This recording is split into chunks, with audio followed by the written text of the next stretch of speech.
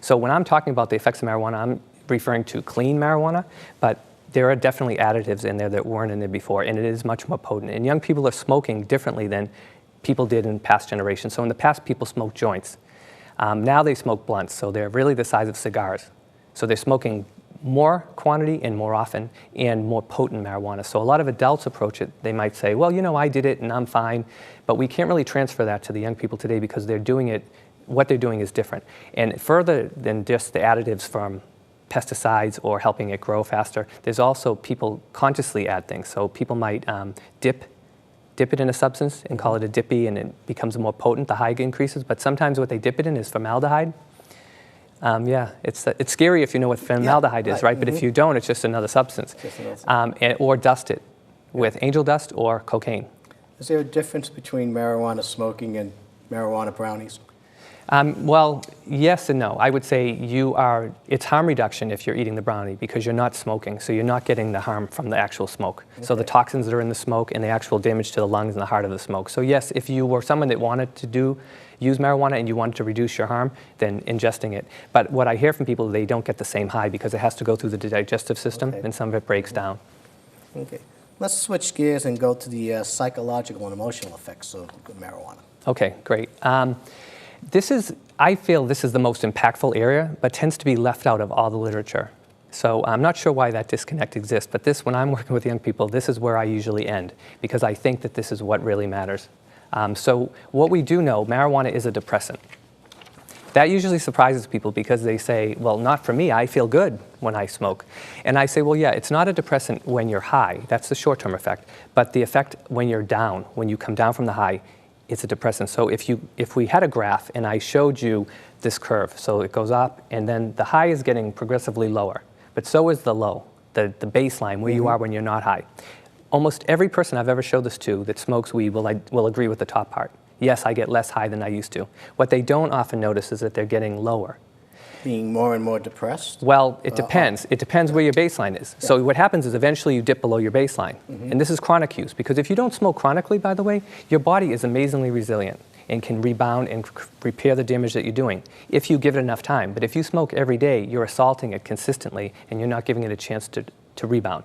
So what happens is if you are just functioning above depression, for example, over time you're going to be below depression.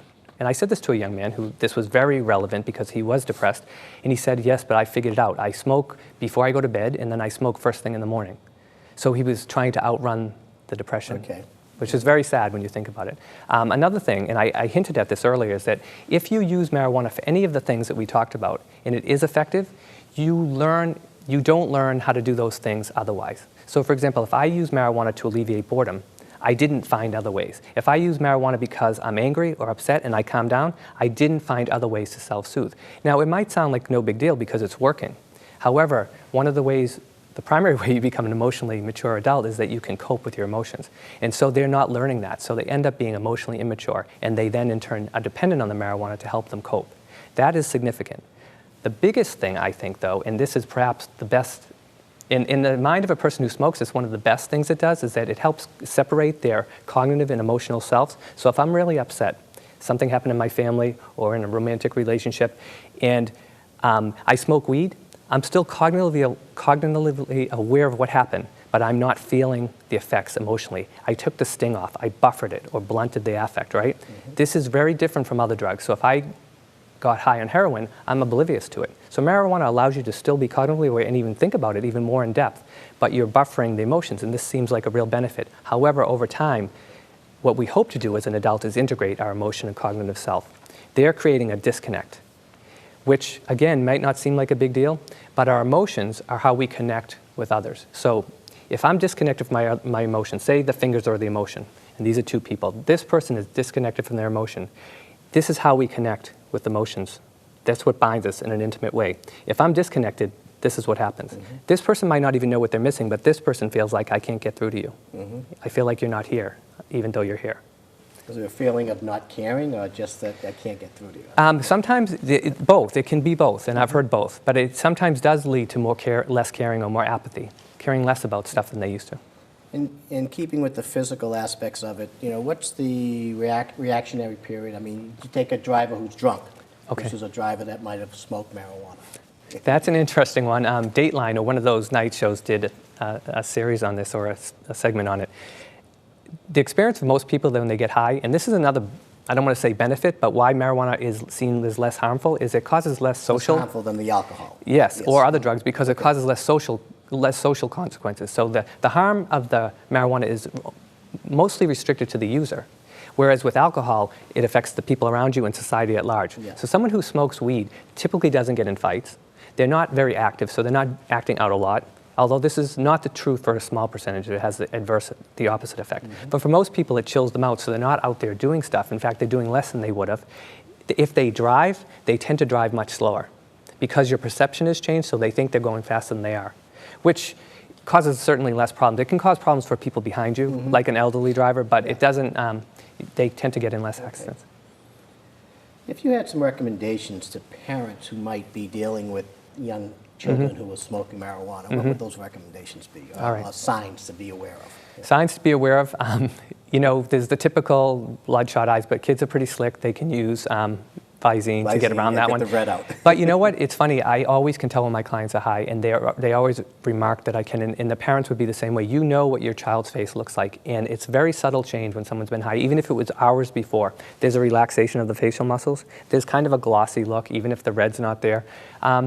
Not wanting to talk as much, kind of, you know, isolating from the family, that can be it. But it's really important to speak to young people, not talk at them and lecture them about all the dangers. So what we typically do is we bombard them with, don't do it because of this and this, rather than saying, why do you want to do it? And get at the benefits that they're seeking and try to get those benefits met in another way. And don't overstate the negatives. The negatives, as we've talked about, are significant enough. And what happens when you overstate them, you lose your credibility. And the young person thinks this person is lying to me, or they don't know what they're talking about, and they tune you out.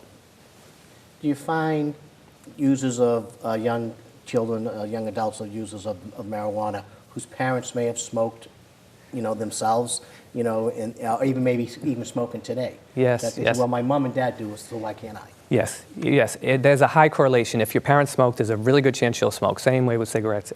You know, young people do what they see, not what they're told. So you can talk to you blue in the face, telling them not to do it. If you do it, and I have this situation with a young man that I work with, and his mother smokes, and she says she just does it to help her sleep, and I'm an adult, she says, but it's just, to him, it's just hypocrisy. And really, in her mind, she does care about him, and she's not able to stop on her own, but he hears it as hypocrisy. So if you smoke as a parent, you're really increasing the likelihood tenfold that your kids will smoke. But either way, if that's the case, you still need to talk to them and tell them why you think it's better to wait, because the consequences are greater for people who have developing brains. So the earlier you start, the more likely it's going to do long-term harm. If you wait till you're an adult, you're formed. Of course, there are some consequences, but they're less severe because your brain is already developed.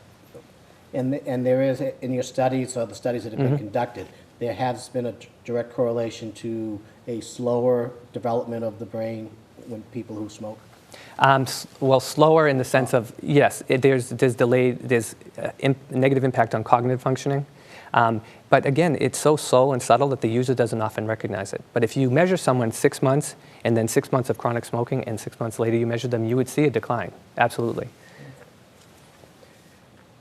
What resources are available to parents to help try to combat the use of marijuana within their loved ones? One that I think is great because it's really a clearinghouse for research, for legislation, for articles, is drugfree.org. It's put together for the Partnership for a Drug-Free America, and that I think it's a great website. You can go through and see for past articles, do their archives, but also you can sign up to have daily emails sent of all the latest information. And I found that to be the best single resource available. Also, for someone who is identified as having a marijuana addiction, where they're smoking chronically and they have a desire to stop and they're having difficulty doing that, because it typically is much harder than they think it will be. And Marijuana Anonymous is a good resource, MA. There are some in the area. They're not nearly as numerous as AA or NA. But I would really encourage them to go there rather than NA or NA, because if they go to them, they typically hear stories that are very different than what they see as their experience. Okay. We've got about 30 seconds left here. From the standpoint of the parents out there, of the loved ones who may be smoking, you know, one quick minute of advice as to, you know, what they should be looking for. Okay, what I would say to parents is, you know, don't freak out. Talk to them. Understand that many people go through this and don't continue on. Talk about your concerns. Don't, and this is true of all things with young people, talk to them and listen to them rather than lecture them. And that typically is much more effective. I think that we're coming to an end here, Rick. I want to thank you very much for coming on our show and You're very helping welcome. us and our viewing audience out there to get a better understanding of, marijuana use, the causes and effects out there. And we hope you enjoyed our segment this evening. And from all of us here at Deadly Silence, we'll see you again next episode. Thank you and good night.